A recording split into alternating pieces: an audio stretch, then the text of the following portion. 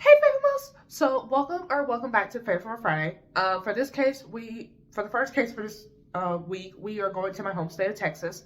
Specifically, this case apparently is in a small town called Tatum, Texas, which I've heard of before, but like never been to. So, if we have anybody that's from Tatum, Texas, or someone who like knows someone from there, like definitely like let me know down below.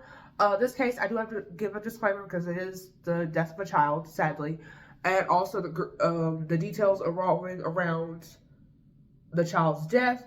So with that being said, I have other videos for to watch if that is not your thing, because of course, perfectly understand, because as much as I don't like hearing about it, somebody has to cover it anyway, so that's why we're doing this. So with that being said, I'm gonna quit my rambling, and let's go get started. So, Amora Bain Carson was born November 12th, 2007, to Jessica Carson and Arlen Mutana.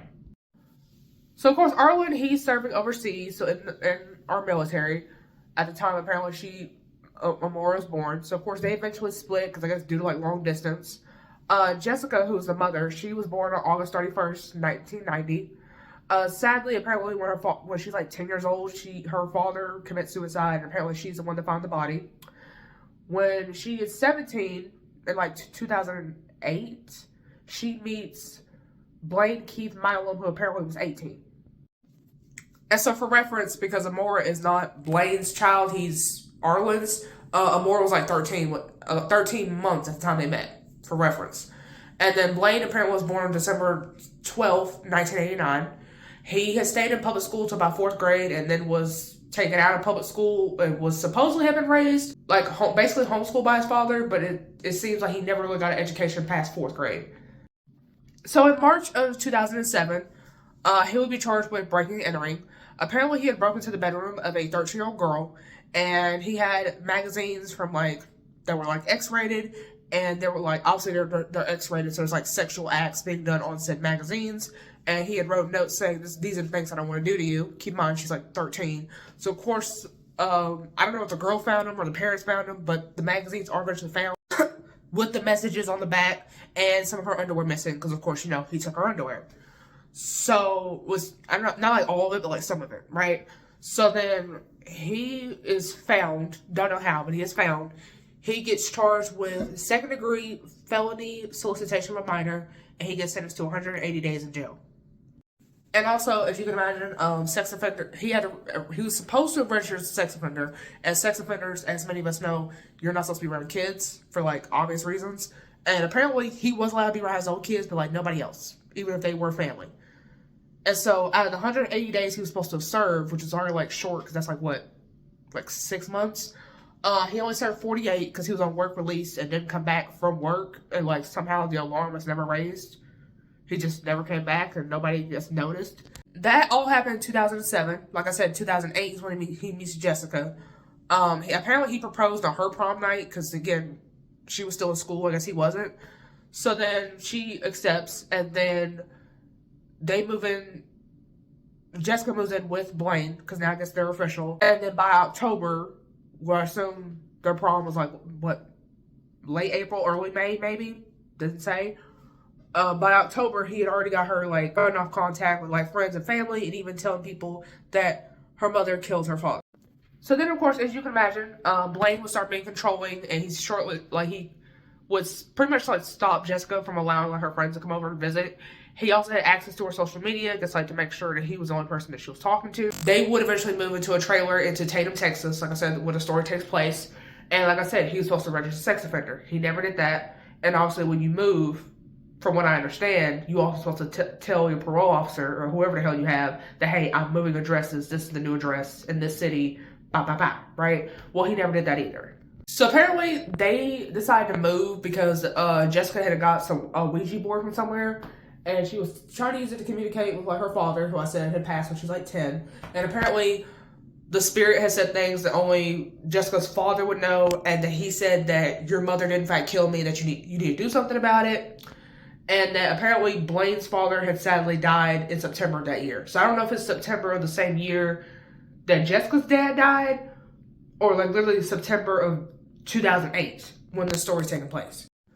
So, of course, Jessica, she starts believing that the place has demons, which, caused the move, which, understandable.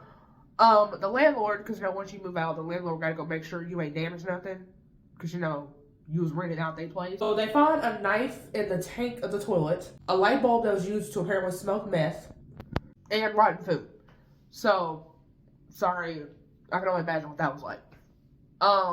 Blaine would eventually tell Jessica that he could talk to God, and that this was only caused because Jessica was apparently lying to him. If she was lying to him, it didn't say, but these were the things he was telling her. So on December 1st, 2008, Blaine would tell Jessica that Amora was possessed. It was like she's walking. Either, like I said, she was at least 13 months. And I know like a lot of babies usually have started walking by that 13-month phase. So like you would think that's normal. But he was saying that she was possessed. That she was possessed and needed exorcism. So apparently the same day, Blake decided he's going to do the exorcism alone in the bathroom with Amora while Jessica is watching TV and apparently in their bedroom. So apparently she had later claimed that Amora had bit Blaine to the point to where blood was drawn, which keep in mind she's a baby, and I don't know about you, but most babies I've seen don't really have teeth like that yet, especially not that young. So I don't, maybe like a couple, but like that's it. Like they're still teething, you know. So and so Blaine, this is weird, but apparently he took photos of her, I guess for like document proof that she was possessed or something. And in one of the photos, it doesn't say which eye, but one of Amora's eyes were like drooped down. So Blaine would tell Jessica that Amora ran out of the bedroom despite her not even being able to walk. So how was she able to run if she can't even walk? Because, you know, you got to be able to walk before you run. So then Jessica, she also gets up and comes into said bedroom. He says, get out because Amora's hiding under the bed and let me finish this exorcism. So Blaine would tell Jessica that God was telling him that Amora was hitting herself with a hammer. So then apparently Blaine decides the three of them need to go to Walmart. It doesn't say what they go to Walmart to get, but they put Jessica in the car seat because, you know, she's a baby. Got to put her in the car seat. And that Blaine would tell Jessica that he was told that he'd give his soul in exchange for Amora to stop being possessed. So they go back to the house, pretty much to resume the exorcism. Apparently this is still December 1st. Pretty much she got beaten. Amora would then get beaten to the point to where her fractures pretty much connected like a jigsaw puzzle. So, you know, that's pretty bad. And so her brain was torn. Her arm and her leg were twisted into two. Her rib and sternum were broken. She had 18 rib fractures and at least 24 distinct marks that they could tell like these are definitely like bite marks. And then eventually got to the point where she was bleeding in the eyes, which that's obvious. Apparently that's like an obvious sign of like strangulation. Her liver was torn and okay, I pretty much saved the worst one for last. So you know how like on the female body, because Amora is a female, right? The vagina and the butthole are two different holes. Yeah, so by the time they finished with the exorcism, Amora's butthole and the vagina were one hole. So then obviously, of course, with all these bruises, Amora obviously has passed away. Otherwise, it's a murder trial, so somebody passes away. And obviously, because of all the bruises, you couldn't tell the cause of death. So police don't even get called till like 10:37 a.m. the next day by Blaine. And he's saying that Amora is his daughter, which again, even though she's not. Arlen's the father, but of course, they don't know that. So then they were trying to say that Amora had died recently, like within the past, like just died, like I guess within the past couple hours, if not hour.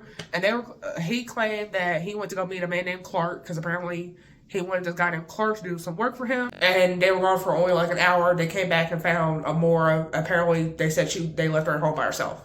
And of course, her obviously having died the day before, her body would obviously be stiff. Like, so pretty much contradicting what Blaine is saying by saying she died recently. So both, of course, were taken to the station and were to be questioned and had their clothes collected. And of course, they were both at the Miranda rights, which of course that's what you do when you're about to arrest somebody.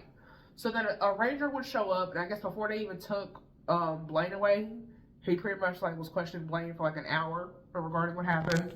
And so Blaine even added that you could even search the place and denied involvement, and that he even gave a list of people who may have done this to Amora and added that they should be hung. You know, like hung, like execution, because you know, it's Texas, they also don't play by the death penalty, especially when it comes to the death of a innocent child. So apparently he tells the same story to this Kenny guy, who is the Texas Ranger that's questioning him. He was saying that Amora had a blood ring around her mouth, saying that apparently she bit the insulation, because you know, babies, they begin to stuff they don't even begin to. So basically trying to blame Amora for her own death. And then he would then say that Jessica was the one who called 911, even though official records say he called 911. So then, of course, Kenny didn't believe him. He pretty much was let go. Like, you can leave the car, but don't leave the scene, because we ain't done with you. So then, of course, Jessica apparently was telling her side of the story and to, like, somebody else. But apparently she was, like, really angry while doing it. It was referring to Amora, which is her own child, by the way, as that baby.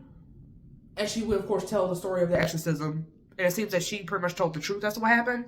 So then, of course, they both get arrested on $2 million bond. Considering this is Texas we're talking about, and this is murder, I would like to assume that's $2 million each. And not just $1 million per person. So then, you gotta find out who these Clark people are. And there were these brothers named Shane and Dwight Clark that apparently, they were like carpenters or something. And, of course, they would deny meeting with Jessica or Blaine on December 2nd. There was a pawn shop manager who said that she saw Jessica and Blaine and that they came in with a chainsaw and an air impact tool.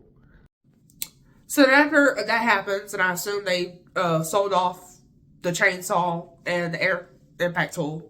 Didn't really say. Right, it says before 9:30, so I don't know the exact time, but apparently before 9:30. So before he even calls police, he calls his sister to let them know that Amora's dead. The sister, understandably, says call the police. And remember, he didn't call the police till like 10:37. And so on December 11th, a second search was done. They found bloodstained clothes, wipes, jeans, bedding, and diapers. And they also found lubricant. So on December 13th, while in jail, Blaine would call his sister Teresa. The sources are calling her different names here. But basically tell her, like, hey, can you get to the trailer and, like, remove some evidence? And luckily the sister has no common sense. She ain't trying to go down as an accessory. So she tells her aunt, who apparently, it says the aunt told Kenny, who was, like, the ranger in charge of the case, essentially. And they get down there. They somehow get a warrant, I guess, like, that same day. Or eventually get a warrant, because they're like, we ain't trying to search this place and there's no warrant. And then all the evidence goes out the window because we had no warrant. So they get a warrant, they search below the area where Blaine told his sister where the evidence was, right? And so so basically the area where Blaine told his sister to, like, dispose of the evidence. The evidence apparently was a pipe wrench inside of a plastic bag. And apparently inside the bag there was traces of lubricant, the diaper that Amora was wearing, and apparently, like, more diapers from her bedroom that they could tell was from her bedroom. So remember how I said there was, like, at least 24 marks, like 24 bite marks on Amora that they could tell? They matched Blaine for 8 of them, Jessica for only 1, and apparently Blaine has a brother named Danny who was there, and apparently he got blamed for it, but there were, like, no bite marks connected to Danny, so they pretty much just dropped charges on Danny after it was pretty much confirmed that he wasn't involved at all. So the car seat that they say they put Amora in was not in the car, but was upside down in the driveway. Amora would eventually get a cause of death. Her cause of death was homicidal violence due to blunt force injuries and possible strangling. So then, of course, I guess Blaine decided he wanted to confess, and he would give a random prison nurse a note saying that he was going to confess and that he loved Jessica.